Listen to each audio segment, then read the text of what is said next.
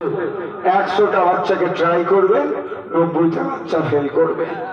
বাড়ি চলে যাবেন, আজকে ক্লাস 5-6 এর বাচ্চাগুলোকে ডাকবেন। সেই 5-6 এর বাচ্চাগুলোকে ডেকে তাদেরকে বলবেন, পেনটার খাতাটা দিয়ে বলবেন, তোর নাম, তোর বাবার নাম, তোর মায়ের নাম, কোন স্কুলে পড়িস, কোন ক্লাসে পড়িস, স্কুলের নাম দিয়ে ইংলিশে লিখে দিত। 100টা বাচ্চার মধ্যে 90টা বাচ্চা ফেল করবে। আর মমতা ব্যানার্জি আপনার হাতে 1200 টাকা, 1000 টাকা ধরিয়ে দিচ্ছে আর বাচ্চাগুলোকে অশিক্ষিত করে দিচ্ছে। যে হাতে মমতা ব্যানার্জি আমাদের হাতে 1000-1200 টাকা দিচ্ছে, ওই হাতেই আমাদের বাড়ির ফুটফুটে সন্তানগুলোর ভবিষ্যৎটা ওই হাতেই ধ্বংস করছে মমতা ব্যানার্জি। দেখবেন আজকে বাড়ি থেকে ট্রাই করবে।